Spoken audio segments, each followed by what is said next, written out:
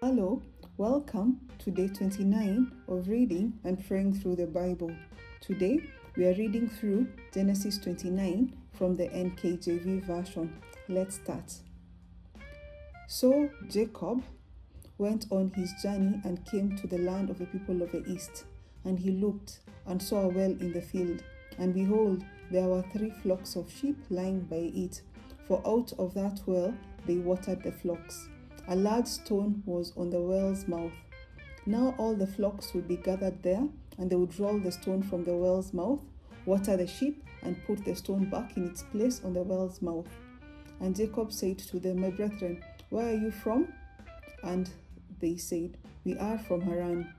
Then he said to them, Do you know Laban, the son of Nahor? And they said, We know him. So he said to them, Is he well? And they said, He is well, and look, his daughter Rachel is coming with the sheep. Then he said, Look, it is still high day. Is it not time for the cattle to be gathered together? Water the sheep and go and feed them?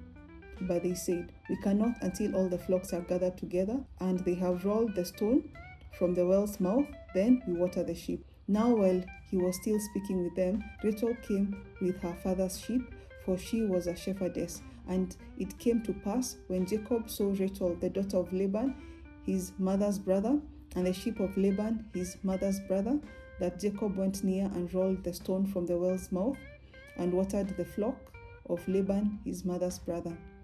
Then Jacob kissed Rachel, and lifted up his voice and wept. And Jacob told Rachel that he was her father's relative, and that he was Rebekah's son. So she ran and told her father. Then it came to pass, when Laban heard the report about Jacob's sister's son, that he ran to meet him, and embraced him and kissed him, and brought him to his house. So he told Laban all these things. And Laban said to him, Surely you are my bone and my flesh.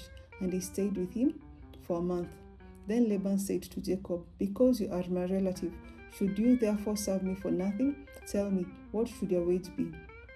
Now Laban had 2 daughters. The name of the elder was Leah, and the name of the younger was Rachel. Leah's eyes were delicate, but Rachel was beautiful of form and appearance. Now Jacob loved Rachel, so he said, I will serve you 7 years for Rachel, your younger daughter. And Laban said, It is better that I give her to you than I should give her to another man. Stay with me. So Jacob served 7 years for Rachel, and they seemed only a few days to him because of the love he had for her.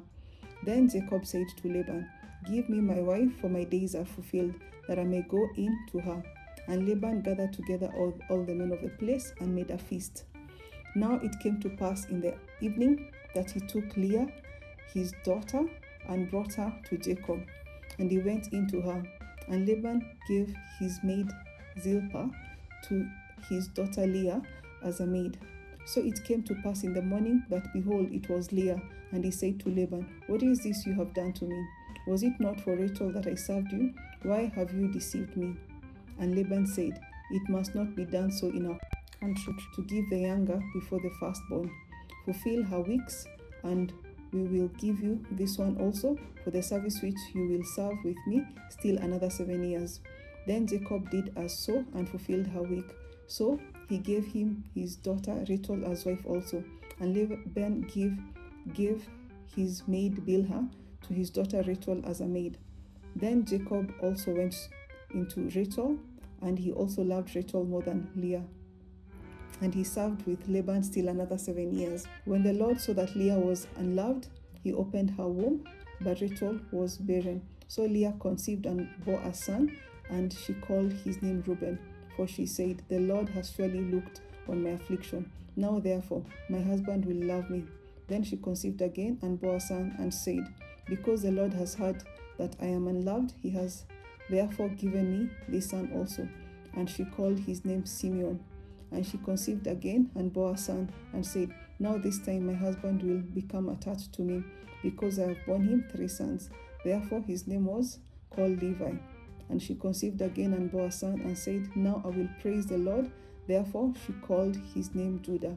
Then she stopped bearing.